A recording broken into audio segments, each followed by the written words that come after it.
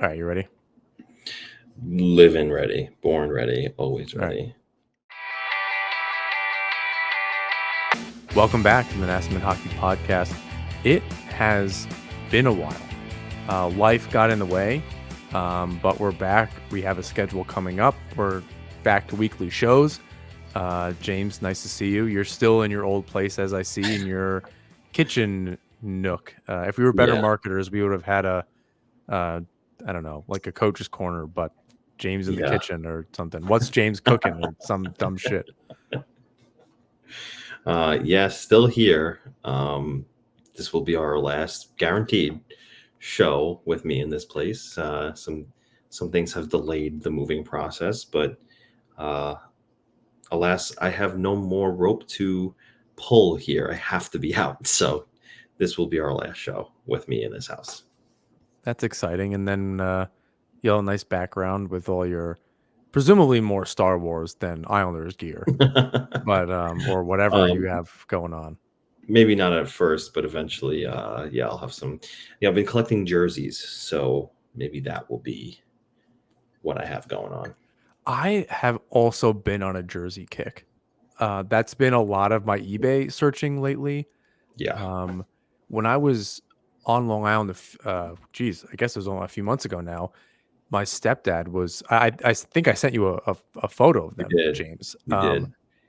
I asked my stepdad if he still had this North Stars jersey I remember seeing when I was younger, and he said, "I'll do you one better." I was just about to throw out a few of them and like donate it. So he pulls out a San Jose Sharks jersey, Yeah. a Penguins jersey, and the North Stars jersey. He said, "Get him out of here. You're leaving tomorrow. Take him with you." So I'm stoked because I had like one of Yeah. those. CCM did a series of the vintage series a number of years ago, but so I got a North Stars jersey because I really wanted one. But I love having an original. It's very cool. They're all like older CCM jerseys from the 90s and 80s. So definitely excited. So, and then you sent me that Western Conference one with Bo Horvat. Um, Oh yeah. and then I have a few of my own, but what's your favorite right now? And what's something that you're looking at getting? I, I don't have a goat head jersey, and I desperately want one of those. So I'm looking at potentially getting one of those. What's my favorite jersey that I currently have, though? Yeah. If you had to pick one.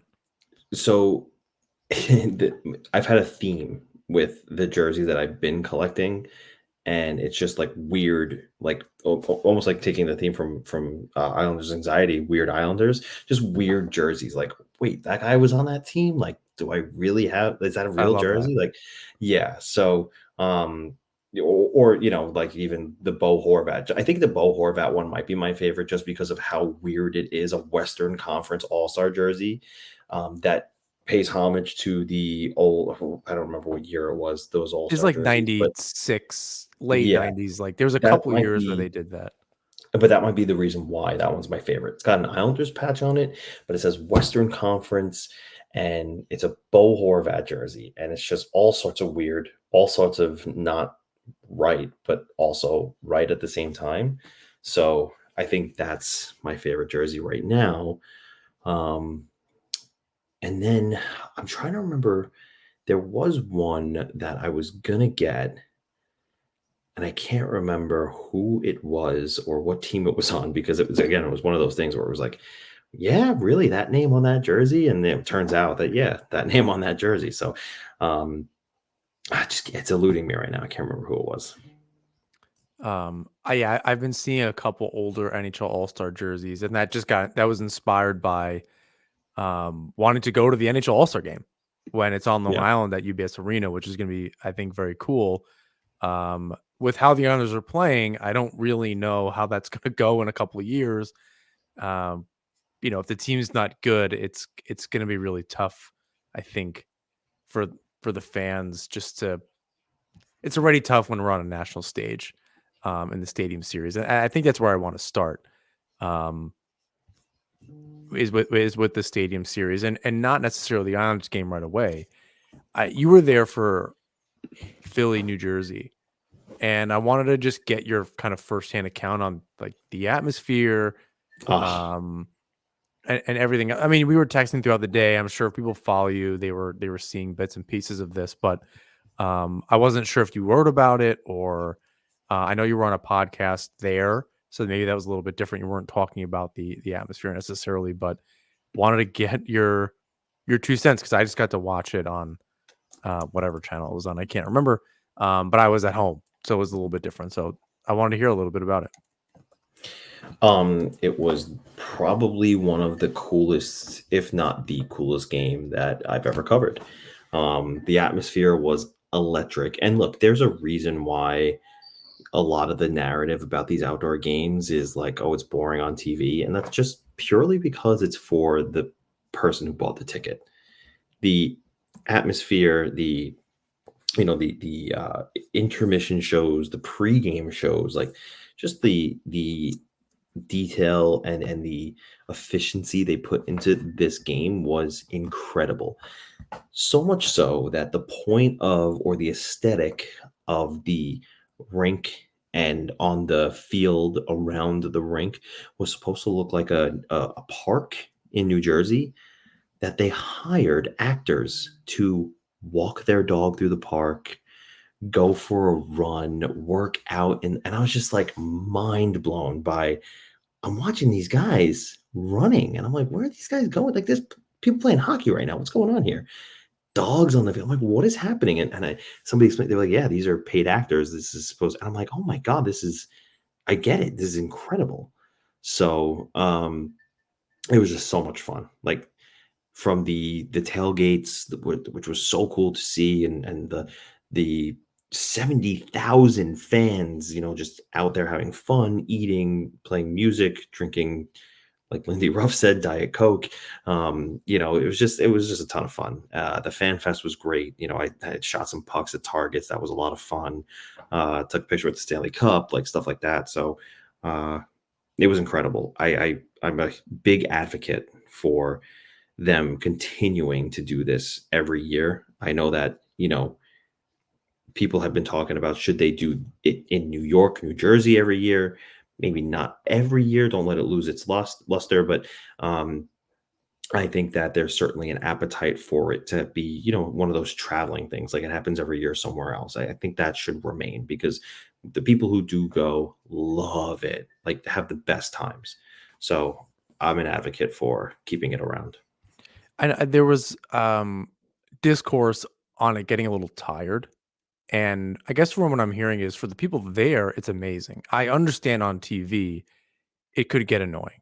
I don't know that you get the same effect and the fanfare and the connection to it all on TV.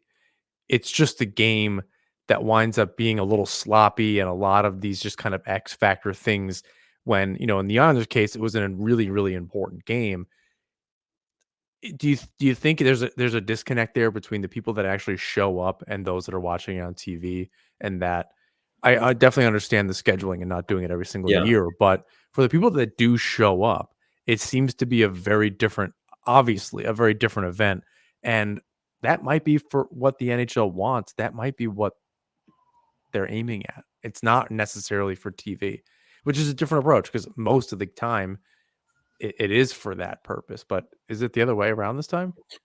Well, no, I think it's there's definitely that disconnect because like I said, like everything that they plan for this event is you have to be there for. Because if you're not there, then you're just watching a hockey game outdoors that's on TV.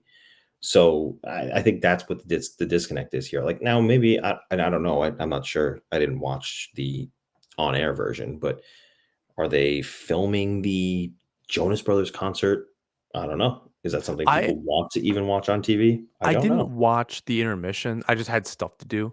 So I was Okay. watching the game and then kinda going back and forth. Like I didn't it was really just an ESPN thing. I didn't care for what was being said, and I didn't watch the Philly New Jersey game.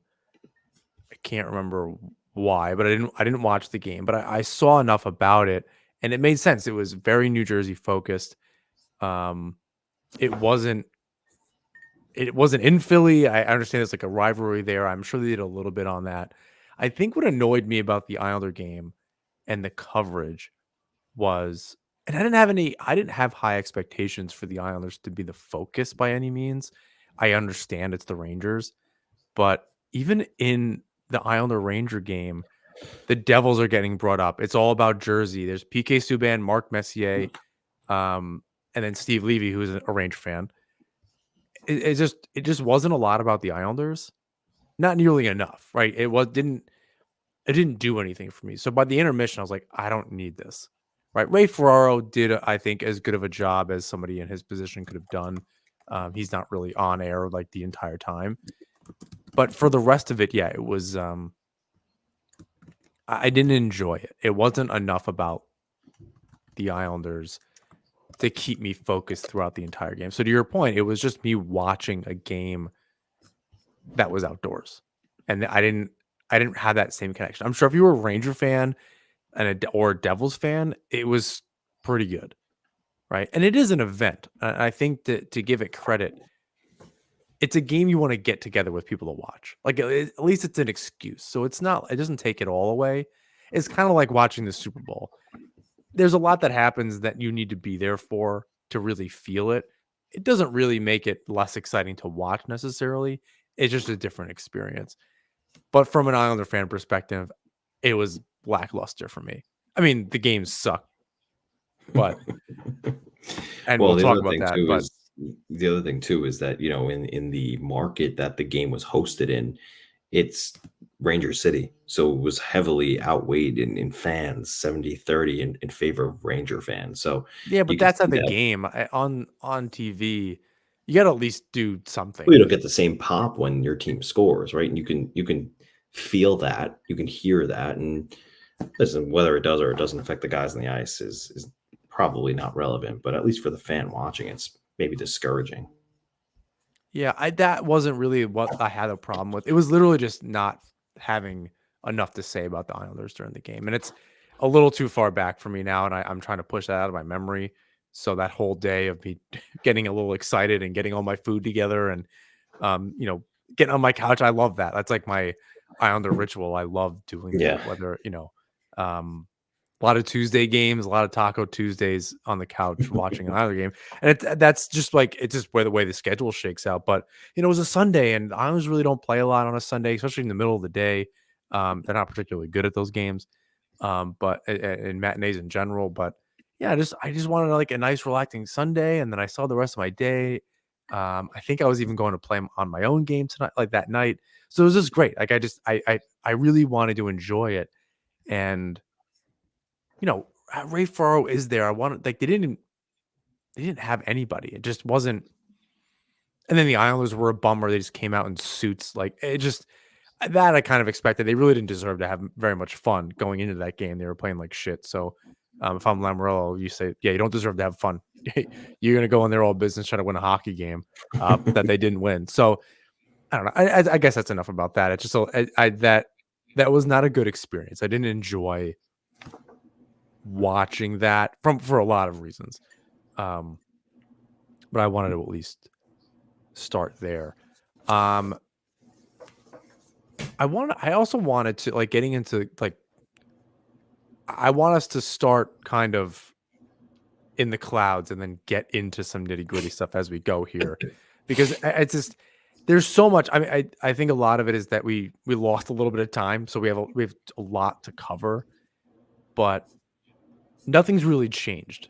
I think if you just took our show from a couple weeks ago, or really even the beginning of the season, you don't really have much change. And when I no, saw a not at all. graphic, I want to credit who posted it.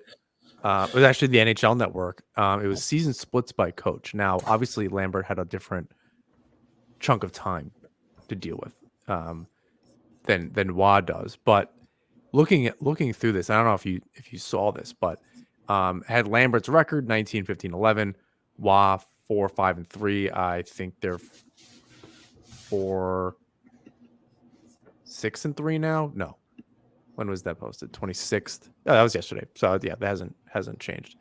4, 5, and 3 goals per game under Lambert 293, under Watt 283, goals against per game 336, 333. Power play almost exactly the same, 22%, just a hair over 22%. And the penalty kill got worse by almost 10%.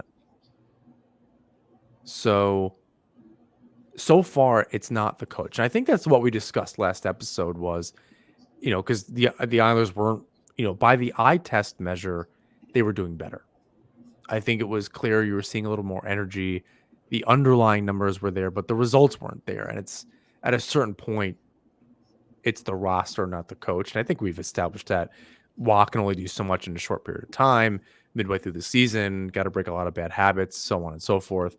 But he's not having the effect I think it seemed like he was having. Do those numbers surprise you, or is that just kind of solidifying what you see?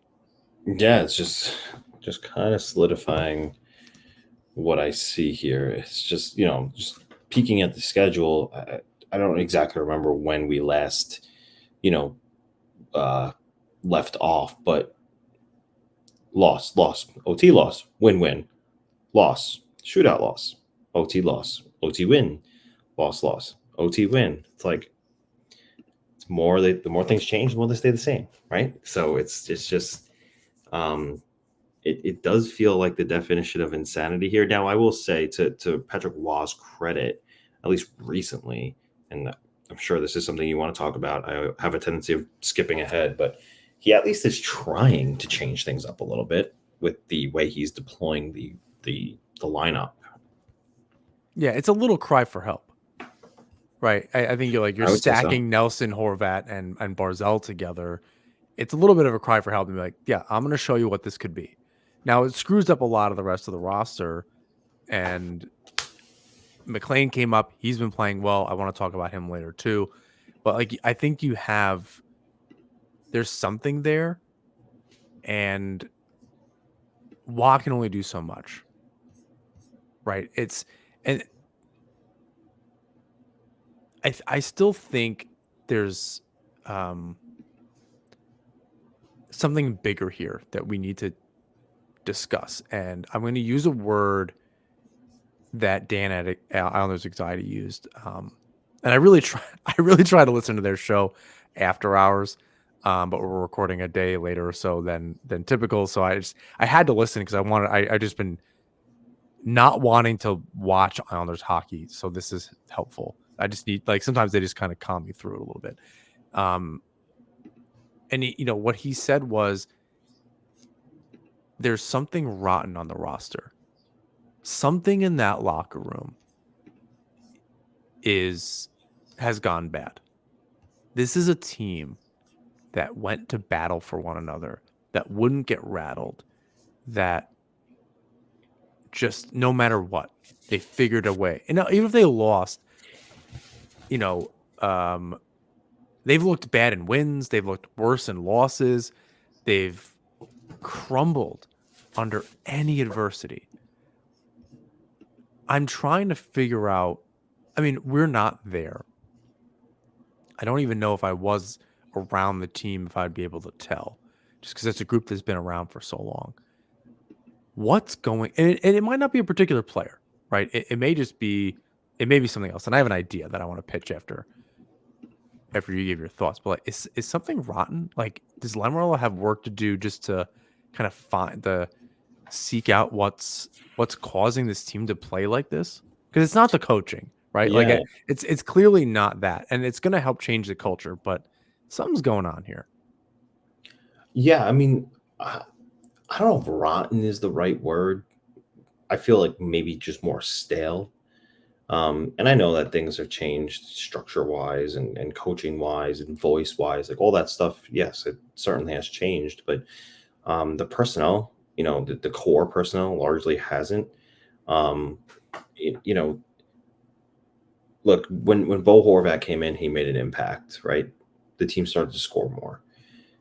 They just need more guys like that, and yes, there is a cry for help here happening, like you said, with Nelson being stacked on the top line with their two best guys.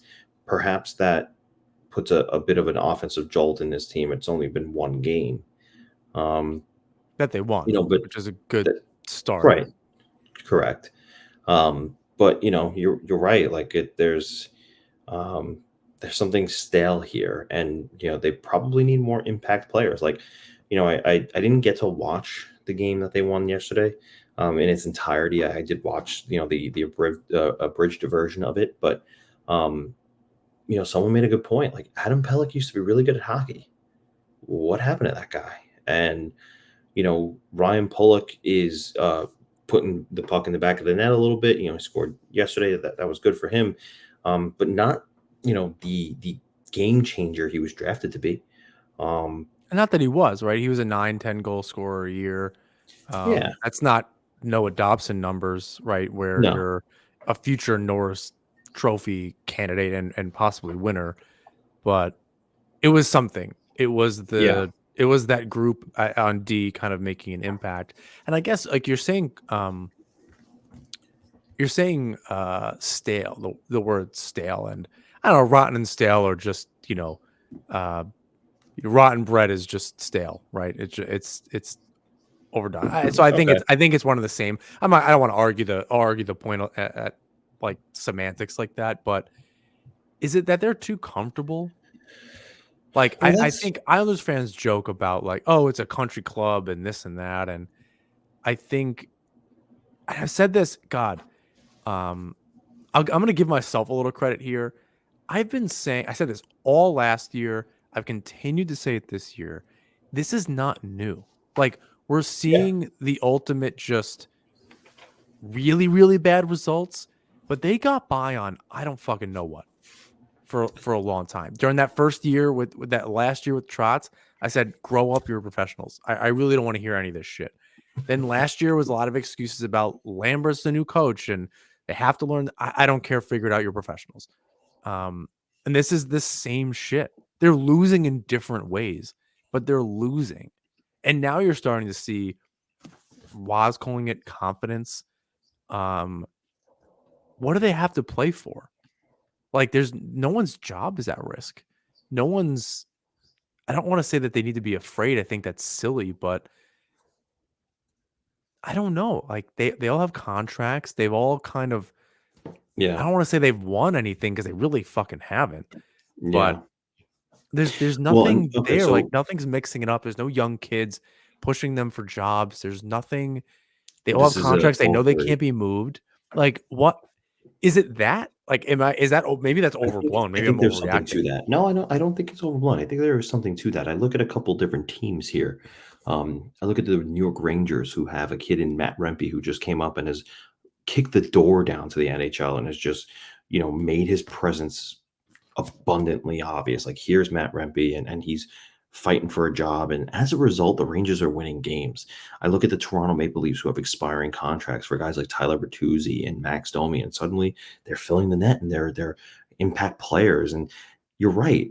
Like, there is a lot of comfortability on Long Island because Pierre Engvall is here for another 6 years after this season. Bo Horvat's not going anywhere. Now, he's not the problem. Matthew Barzell's not going anywhere. He's not the problem either. But, like, you got guys who, Peugeot, uh, Lee, Palmieri. right, Pajot, Lee, Paul Murray has been fine, I think, but He Pellick, wasn't brought in to be that. I think that's where I get caught up okay, with him. that's He's fine. not That's he fine. was brought in to be depth consistently 20, 25 goals. Peugeot, much the same. You have to be if you're not scoring goals, you got to be better on the penalty kill. And some of that's systems, some of that's just not being an asshole. Like I can't stress that enough. It's Yeah, you're brought in to, I think even the last 3 years, I up until this second, I would even say that the Islanders are really strong up the middle, and Horvat's way better in the circle than Pajot. Nelson's better this season than Pajot. Last game, in fact, I saw a weird stat that was Nelson's first game in over 400 games without taking a faceoff. Right now you're stacked. Those are three centers you have on one line. So they're very comfortable in that position. Now you have McLean kind of step up there. But I definitely agree. There's I guess I'll bring up McLean now just because we're having this part of the conversation. That tenacity, that kind of bite to his game, I think something that Fashing also brought last season was something the Islanders needed then and need desperately now. There is nothing that kid can lead the way just by simply going out there and having that fire. Because no one has that right now. They're dead. It's not. I don't know that it's confidence, and there's a lot going on here that the Islanders just. I know they're not going to be what they were 3 or 4 years ago. Fine, but you're barely a hockey team right now. You are a shell of your former self, and I think the question started earlier this season with, what the hell is this team's identity? And now I'm not sure if they're a hockey team. Like, as a group of people, they were always more than the sum of their parts. And I that narrative has always kind of in the background been they still need that top line person. Then you bring in Horvat, who I think they were always looking for one or two, but you at least got the one. And then what? Everybody else forgets what they're doing. And it's the other stat, and I'll God, it was in an article that I just want to bring it up. The Islanders have spent an average of 15.48 per game trailing, which is 5th best in the league. So it's not even that the team is bad, right? And how long have I been saying there's a leadership problem? I think a lot of this is Andersley. I think a lot of this is Cal Clutterbuck. There was a Lambert problem behind the bench. There was just as much, if not more, of a problem on the ice and in the locker room. Yeah, well, I think that's what this is proving, right? There's a problem, in the locker room. They need a shakeup. And look, I don't know if this is something you're going to ask me, how do they fix this? There's no doubt in my mind that at least for the rest of this season, they're going to be trying to make the playoffs. They're probably even going to be buyers at the deadline. However, let's get past the inevitable either miss of the playoffs or first round exit.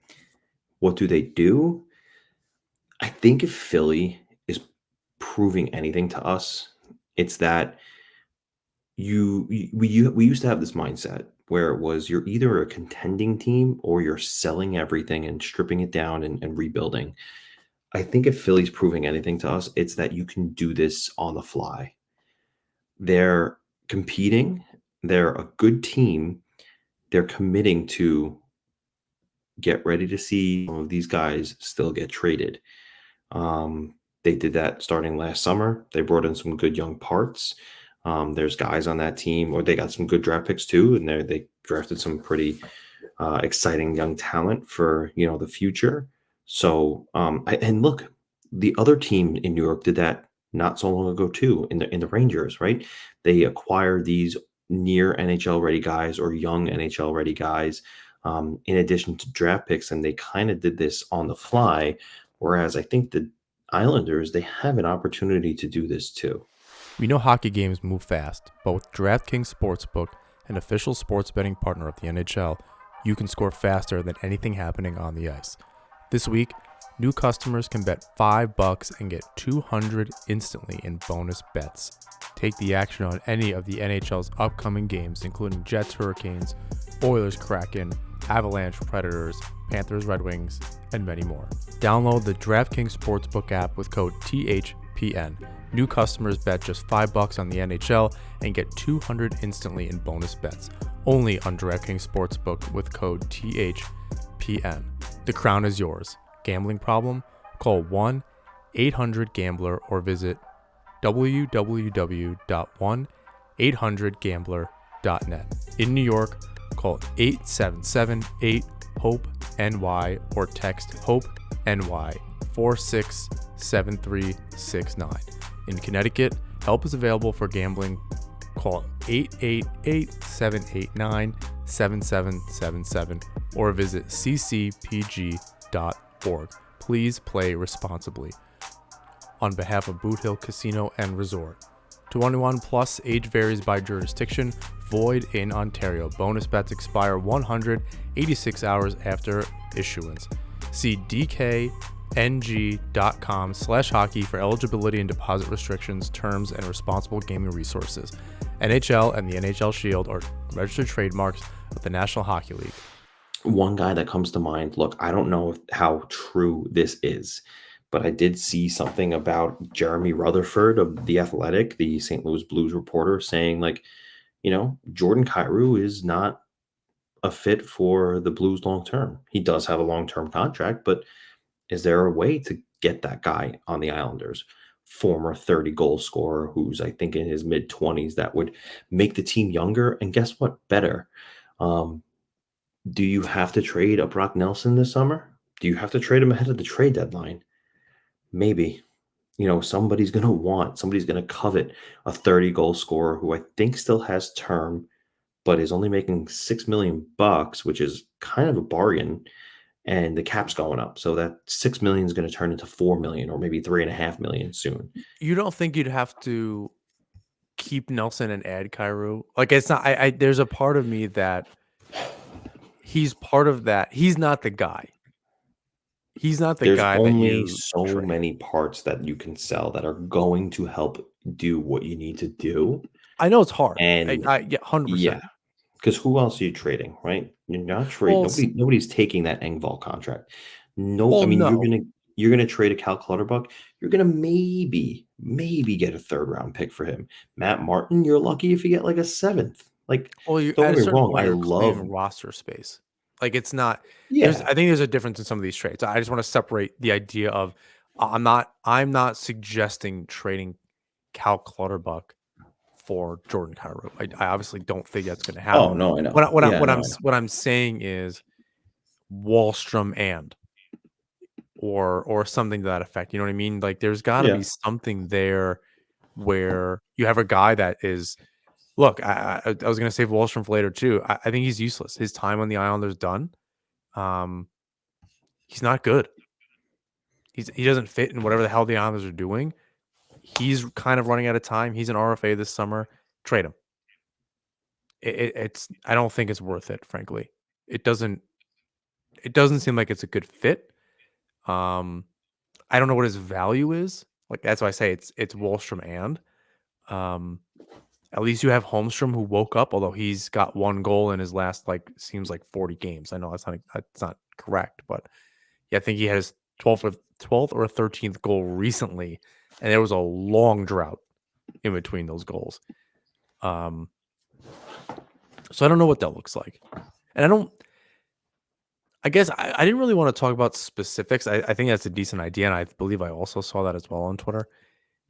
I think my question was more about, like, and I guess you kind of answered it. Like, is the season over for the Islanders? Is it time to, like? I think personally, I'm running out of steam for this season. And because I said this 15 games ago. It's like, I cannot believe there are 40 more games. This has been exhausting. This has been hard to watch. This has not been Yeah. fun at all. Um, it's Everyone just got a year older. We've made no progress. We don't know anything more about this team other than what the problems are. There's been a couple bright spots. You're concerned a little bit about Sorokin, mainly just because he's getting the most shots in the league, the most high danger shots for any team that's not San Jose. And what do you do? Like, this season, my next question is, then they have to add. They have too much of a main core. They don't really have peripheral pieces that are working the way that they need them to. That's why I said Palmieri, Peugeot. They have Holmstrom, but there's more than enough to build around. Yeah. And I Well, guess yeah, go ahead. that's why I said, like, there's, if Philly's proving anything, that you could do this on the fly. Look who their coach is right now. Look who their coach was last season, right? The Flyers sucked last season. They're better this season. I'm not saying that they're the same coach, but they're at least cut from similar cloths, Patrick Waugh and John Tortorella. They're fiery guys. They're, you know, I would say Patrick Waugh is more polished. He's not so cut and dry, but they largely demand from their teams, and Tortorella is getting results. I don't see why Patrick Waugh can't do the same thing. He just needs to be equipped, because I think what we are learning is, yes, Lane Lambert wasn't the best coach, but this is also a roster construction issue. It's not, necessarily completely a coaching issue. I think they have the better coach, but it's certainly a roster construction thing. Well, you have And guys that are just not even playing that much, or you have a bunch of just lower guys in the lineup. Mayfield, Martin, Clutterbuck, making mistakes. And they're not like Mayfield more than the other two, but they're not playing that much. And they're just giving points away for the Islanders. right. It's hard to watch. What I wrote down in the notes was the fourth line is going out like a lamb chop. And that sucks because that's not what I want the memory of this line to be. Because this Yeah. was, remember, pre-Trotz, this was I mean, I've said this a million times. Um, the team I think we're used to goes well before Trotz. I think it goes all the way back to even before Fight Night 2011. But in that season where Zenon Konopka and a bunch of these guys just kind of came together, and Michael Haley and maybe a young Matt Martin back in that time, maybe getting close to a young Casey Zizekas, but a bunch of just kind of tough guy players that built this identity, and we're just like watching it crumble, and the fourth line simply not working, and then being a liability is watching it in real time, like Right. actually like personifying the end of the identity that we once knew for a decade or more, that we just got so used to. And we're seeing, it's like witnessing your own mortality. Like we're just, I don't know, we're at the theater and we're front row seats to a huge change coming to this team, right? Because it was sad with Beauvillier and Bailey, and now we're going to see two more players go. And frankly, I don't want them on the ice at all moving forward. You have other options. Fashion's coming back. You have a Gauthier. Wallstrom doesn't deserve to be in the lineup. I don't understand. Like, waive him. I don't get it. If you're really Yeah. concentrated on winning this season, trade them or waive these players. Get them going. Something's got to happen. You have to open up at least a spot. But you're just like, again, we're witnessing our own mortality with this line. The Islanders, I don't know how they're coming to terms with it. Like this should be the last dance. This should be like the Boston Bruins. Yeah. Yeah, we're just gonna kick ass. If this is how we're going out, instead it's the opposite. Cal Clutterbuck isn't a leader. He can barely play. Martin's a liability. Mayfield, who's been around for a long time, grew up in the Islander system, is good until he's not, and then not just a liability, but costing games. Um, it's really tough, and that's why I ask: is the season over? Do they just kind of move on, and maybe Lou just stands pat and lets it roll and figures it out at a different time? We saw that a couple years ago. He just like didn't sell anything when you thought Clutterbuck 2 years ago would have maybe been traded for something when he was still kind of good. Yeah. Um, Well, those were the first two mistakes, probably. yeah, and I don't want to rewrite anything. Like I think I often get caught up in that. Well, this problem, and I said it last episode. Oh well, it started with this, and if he had done what he needed to do following the second Tampa series loss, we're not in this position. But he fucking didn't. So here we are, Yeah. and something about planting a tree yesterday and 20 years ago, and blah blah blah blah, or tomorrow, whatever. Like, do it though. If you have time, use it. I don't know. Is the core is getting younger every year, Lou? Barzell and all these contracts that you sign that are actually good, and Dobson and Horvat and Sorokin. Yeah. It's better that we just wasted a year. And they're obviously not, none of them are the problem. but you wasted a year of them. Pellick is hurt on and off. He's not the same player that he used to. Pellick is probably better further down in the pairings. I guess I just don't see the way out of it. I don't even see how adding a player to a team that is broken will help it. Is that a boost? Do you think that'll work? Here's what I say. I say they go into the trade deadline having everyone available not named: Matthew Barzell, Bo Horvat, Noah Dobson, Alexander Romanov, Ilya Sorokin. And that's it. And you play your best. You do what you can to get into the playoffs. You don't mail it in because that's not their style. But you also don't be afraid to take calls on Brock Nelson, Kyle Palmieri, Ryan Pulock even.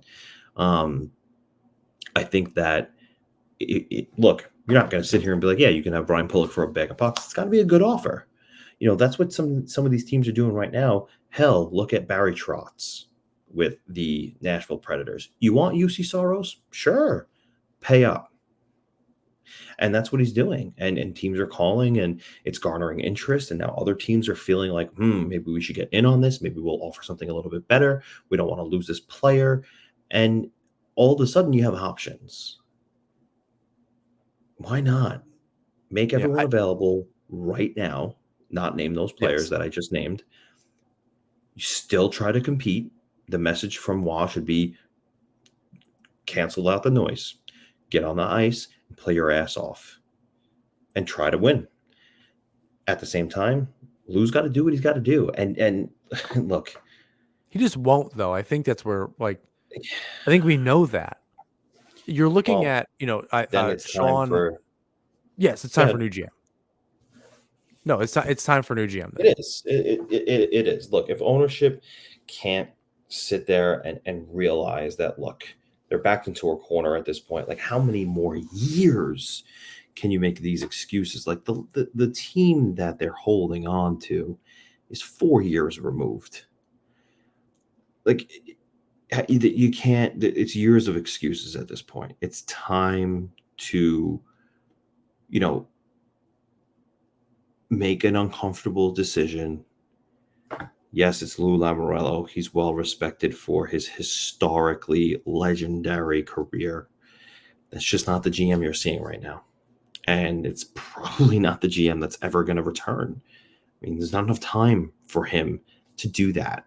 So it's about time that they realized, like, you needed a new voice behind the bench. Maybe you need a new voice from in the management room. I think that's, there's definitely some player shuffling that needs to happen, and there's, whether you want to call it rotten or stale or comfortable or whatever, there's definitely some of that in the locker room. Some of that may be coming from the GM level too. That the way of doing things has just gotten stale and not and it isn't working. And what I wanted to add though is I think you're just at a point, and something like perspective for Lamorello, and you'd think that this was at the front of his mind when you're starting to look at week to week and even day to day what your odds of making the playoffs are going down just by not only by what you do but what other teams do. And Sean Cuthbert from Hockey Night in New York said Philly plays Tampa tomorrow, and that's as we're recording this now. If Tampa happens to take this one in regulation, Isles would have a chance to pull within 3 points of Philly with a win over Detroit on Thursday and still have a game in hand. Somehow there's a chance to hang around despite being completely pedestrian of late. And for a second, that gave me some hope. Then I thought about it a little more as I was putting the notes together for the show, and I thought, this is exactly like last season when you're depending on other teams on your playoff chances. I don't like the you control your own destiny thing because that's not what that means, but you're not even controlling anything. You're leaving a lot up to other people. And this season the Islanders have not been lucky. Now, they've not helped themselves in any single way to be in a position to be lucky or for it to even work out in their favor. But now you're just dependent on people. That's not luck. That's just crossing your fingers. I don't know that if I'm Lou Lamoriello and I'm starting to look at just the math, they could be out by Sunday. But Right. the next time we record, the Islanders could be out. If it's to Sean's point, if Philly wins tonight and the Islanders lose to Detroit on Thursday, they're cooked. It's done. It just becomes way too hard, and they've not shown any evidence, despite beating the Stars, that they can do that because they're Jekyll and Hyde. I think that's like maybe the phrase that I even used last episode. They're not the same team game to game, and yeah, I think by the next time that we record, which I believe is next Monday, they play the Red Wings and Bruins, and then they play the Blues on Tuesday. You want to talk must-win games, which is pretty much the last month, when they needed to win. This is where the math, like, I just don't understand it. They need to lose like they need to win 8 of 10 moving forward. And I don't know that they can do that. That's a lot of games. And they can't give points away to the Red Wings. Like, they can't beat the Red Wings in OT. They can't hand out points all across the division, all of the conference rather. Then they're going to go out west and play the Sharks, Ducks, and Kings. The Kings who they beat, who have been okay. I don't know. They're looking at 6 games and like they need to win all 6 to even. Yeah, I mean that's the thing. Sniff. Like you're looking at the Red Wings. They're chasing directly. You have to win that game, and that's going to be tough because they're clicking right now. You see like Patrick Kane game the other night where it Showtime in the spotlight in Chicago scores an OT. Then you have the Bruins. Have they ever played well against the Bruins? Except for that one playoff series. Then they have the Blues beatable, Sharks beatable, Ducks beatable, Kings. They're plummeting. Sabres beatable. Senators are playing better, but they're beatable. Like these are games you must have all in a row, albeit. But I mean, have they strung together more than 3 wins in a row? Okay, 4 They haven't once. won. Yeah, they haven't done 2 since Christmas. I don't think they've won 10 games since Christmas. A bunch of teams have gone on 10-game winning streaks or point streaks. The Islanders, I don't think, have even won 10 games since then. Hell, they've only won 3 or 4 with Waugh. They have 8 wins since Christmas. Yeah, it's terrible. And so there's good news tonight. Detroit is beating Washington. So that helps Washington, but that moves Detroit up to 72 points if they hold, and they're winning 5-2 in the third. And they're not the Islanders, so they won't lose. Much like the Devils, the Islanders are essentially chasing the Flyers. That's the deal. And look, if there's any way the Which is Islanders doable. it's doable. It's 5 points. If that's in fact still the standings, I need to check. But regardless, it's doable. 62, yeah. So it's 5 points. And look, depending on which way you want your team, the Islanders to go, you're a fan, depending on which way you want them to go, just the pure truth of the matter right now is that, like I alluded to earlier, like I said earlier, the Flyers are planning on selling no matter what. So if they're selling, then there's, a chance at least that they drop off. You can catch that team. You can slip your way in. Just get your shit together. And Yeah, they don't play Washington the rest of the way. They play the Devils once more. They play Philly once. Like they play the Rangers twice. They actually play the Devils twice. They play Pittsburgh around. Like there's a lot of opportunity in the next little while to make up some ground in the Metro. Yeah, it really depends. But I think the problem is if they So they play. I'm sorry. So they play the Red Wings, Bruins, Blues, Sharks. After that Sharks game, then the following day is a trade deadline.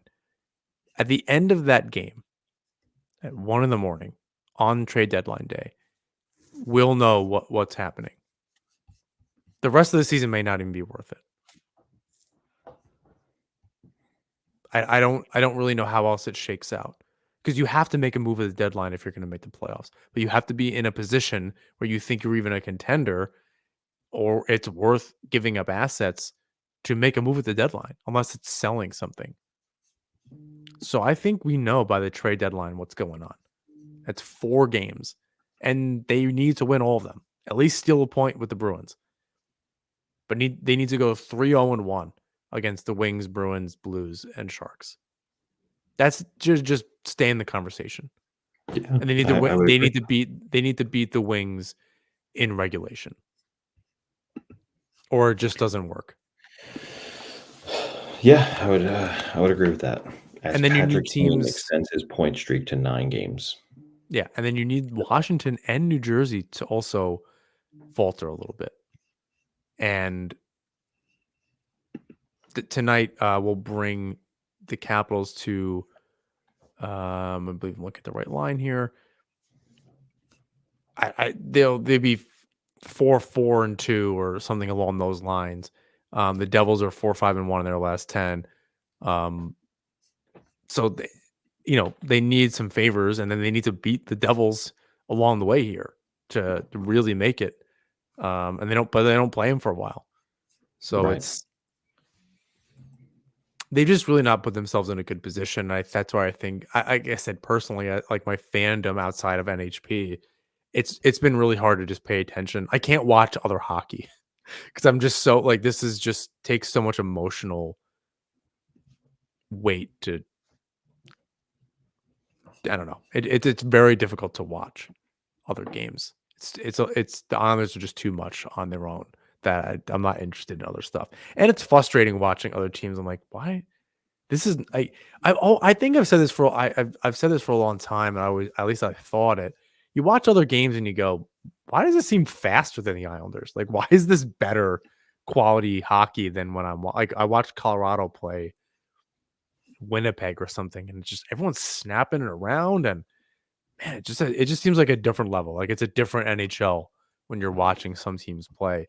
And you watch an Islander game, and I'm like, why are they in quickstand? It just doesn't seem to be working. But maybe that's Right. just me. Um, Getting close to wanting to wrap it up here.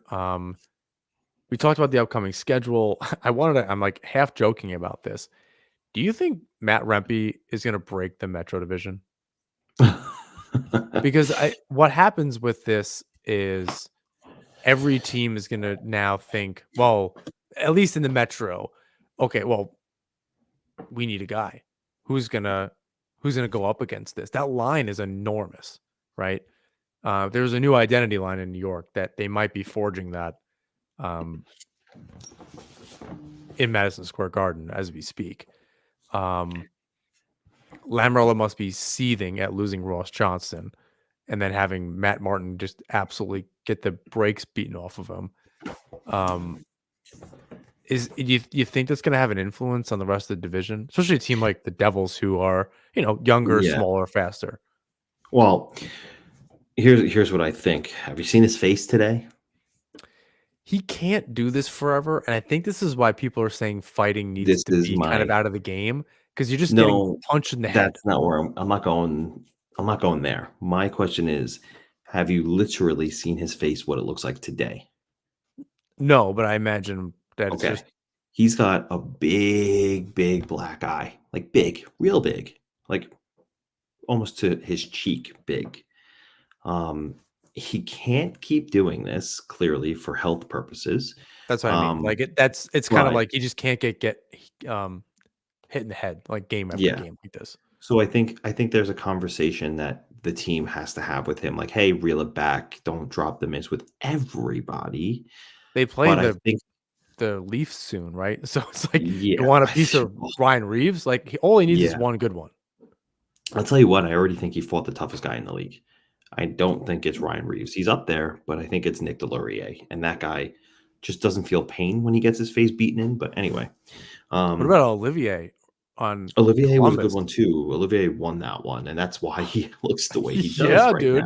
I mean, it was a few in, so Olivier got a tired Rempe, but either way, he's got Yeah, uh, he's down 5 inches on him. That's yeah. considerable. So, way I see it is he's gonna have to dial it back, but I think that he's certainly at least making a physical impact. Like he can throw checks too. Like I saw him. I didn't think it was look, he got a match penalty for it. He was ejected, but when he hit Nathan Bastian a few games ago, he That's a penalty. yeah, it's which it was. They called him for a penalty, but they didn't suspend him at all for it, or at least fine him, which I was surprised by. I thought he would have at least gotten 1 game or at least 5,000, the max allowable by the CBA, but How did that dude come ultimately back in he the game? didn't. How did the No, he concussions didn't. Oh, you mean Bat Bastion? Bastion? How Yeah, on earth? he came More back. than yeah, more surprising than not a suspension, which was I don't care how big he is. Figure it out. Either don't lay the hit or you're big. I don't know. Work around it. You're a professional. Figure it out. That's the Yeah. tagline of the show. So, I think that um oh, I lost my train of thought here. Oh, For so no, Bastion coming back in the Bastion game, came back into how? the game. He cleared protocol. He apparently suffered a different injury later. So he came back, he was okay.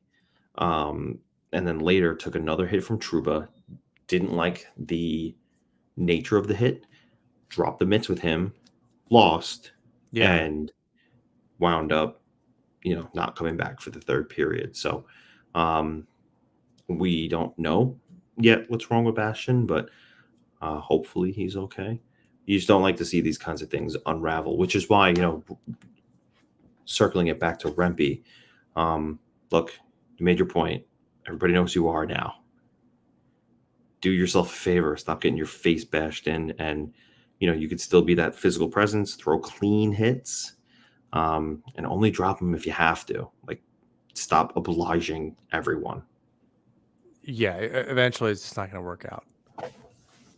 And you just started your career, and you're just getting Right. bashed in your skull. That's just not good long term, as we saw with a lot of players for a long time. Um, if you're a fan of hockey from the 80s and 90s and early 2000s, it's not tough to not be able to have a long career. You don't we don't want to see that. We want to see guys play as long as they can if they can hang. Sometimes that means fighting every once in a while, but that can't be your only thing. Now he scored 2 goals so far as well. Um, but yeah, it's a lot more fights than it is anything else. And my it's gonna be like another Tom Wilson thing where that's gonna be the discourse this summer about how every team in the Metro is gonna have to get tougher to deal with the Rangers and break GM's brains. They're like you're just gonna see some dumb signings here and there. And that might be the Islanders just because Martin and Clutterbuck I think won't be back and shouldn't be back. You're gonna need something. Ross Johnson's not around. You really don't have anybody that can match that size wise or anything. So maybe I mean Romanov likes to hit. I don't think it's anywhere near that level. You don't really have it. Like maybe Mayfield. I don't know that Mayfield can really throw him with him though. It's a different thing. And Mayfield's got 10 years on him. That's not a good look. You're not gonna and not known for fighting. So that's just another knock against you. So I'll be interested to see how that affects the rest of the division. Um, and of course, I want to end it with our game, our random Islander generator. Do you have any other thoughts on where the Islanders are upcoming before we, I don't know, hopefully go back to a nicer time or some nice Yeah. memories of a player here? No, I said my piece, make everyone not named the aforementioned available, and do this thing on the fly. I think it's possible, and you should take a page out of the Flyers book. So go for it. All right, let's um, let's do this. 51. And I think this might be one of the easier ones that we do. Because obviously Franz Nielsen and the influence that I think he had on a generation of Islanders. I think we're considerably past that when you think about it. The Franz Nielsen, Oposo, Molson era, throw Tavares in there too. Yeah. It's been some time. You got to think it's been next season will be like 10 years or so. Maybe we're in the 8 years range, kind of depending on where that actual cutoff is. But I think really, I think despite all the turmoil around the team in Brooklyn, they finally win a playoff series.